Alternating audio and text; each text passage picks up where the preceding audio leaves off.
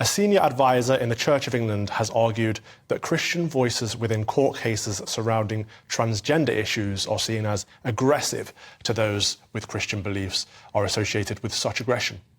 Director of Faith and Public Life, Reverend Dr. Malcolm Brown, made the remarks following the successful appeal of a teaching assistant who was sacked from her job for expressing unfavourable views on the teaching of LGBTQ+ education in primary schools. The Reverend Brown argued that debates between Christian viewpoints and those who take offence with such stances are polarised and devoid of nuance, and questioned the characterisation of danger to freedom of religious expression peddled by some campaign groups. Joining me now to discuss this is the former Anglican bishop and chaplain to Queen Elizabeth II, Dr. Gavin Ashenden. Is Reverend Brown right? And thank you for joining us tonight, by the way. It's very good to be here again. Thank you. Well, he's factually correct in telling us that the judiciary don't like Christians standing up for themselves when they are campaigning against being unfairly dismissed for their Christian views and their freedom of conscience. He's entirely wrong to be the message carrier from the judiciary to the church and the church to the world. What he should be doing is saying to the judiciary, Christians are entitled to freedom of conscience, they're entitled to freedom of belief. The three most recent figures, to give you an idea of the context, was Christy Higgs, who started a petition saying we don't want compulsory sex education in primary schools. Joshua Sutcliffe, who was a maths teacher, who said, well done, girls, and there happened to be someone transitioning in the back, and he was sacked with his career gone forever. Bernard Randall, a school chaplain, who said you don't have to believe what anybody teaches you. These are not fundamentalists.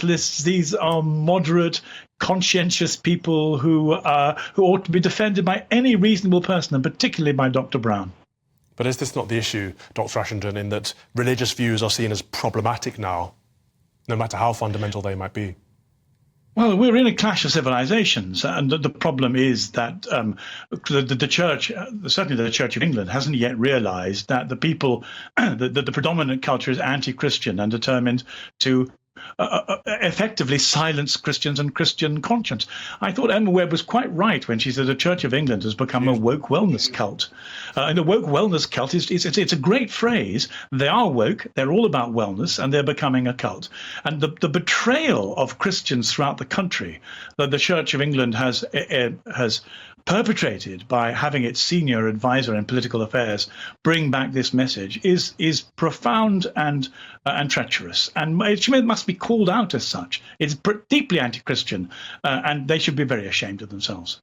Emma Webb is often right, but on this point I do want to put out an apology, because I've had a couple of priests get in touch since that segment that you mentioned, and one of them was Emma's priest himself, actually, and they said, look, you guys have dismissed the entirety of the Church of England as a wellness cult, and it's the leadership that is the problem. It's the leadership that's captured. There are many, many, many good clergymen on the ground doing God's work, and I think that's right to point out. So I'll take that challenge and I give that apology.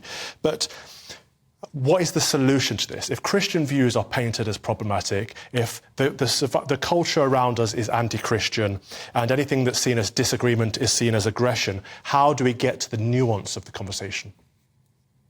The conversation is always nuanced from the church's point of view.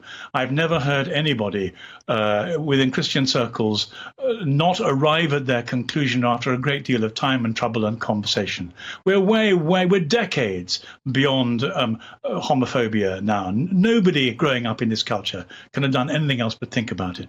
The solution? Well, there are two. First of all, the clergy that have asked you to recognize that there are some good people in the institution, they're right, but they're not entitled to hold you to account until they themselves take on the institution. Why are we not hearing their voices raised in protest? They become quiescent.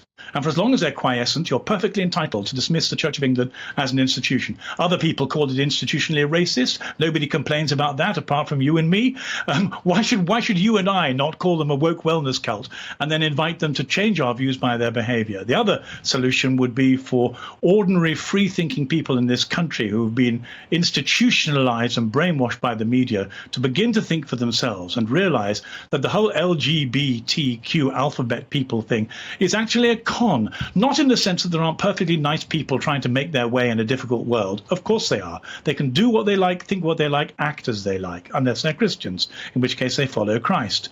But the idea that that this is a coherent movement where identifying with your sexual desires, your sexual identity, is a good thing for human beings is a serious mistake. And most people, when they sit down and think about it, no. If you listen, for example, to Douglas Murray, he'll tell you that the L and the G and the B and the T and the Q and the A have nothing whatsoever to do with each other ideologically. This is a composite movement that happens to have in its sights that Christianity as its number one enemy. So the answer, I think, is for Christians to articulate their position in as nuanced and a compassionate way as possible, but to do it with some courage. At the moment, the courage is lacking.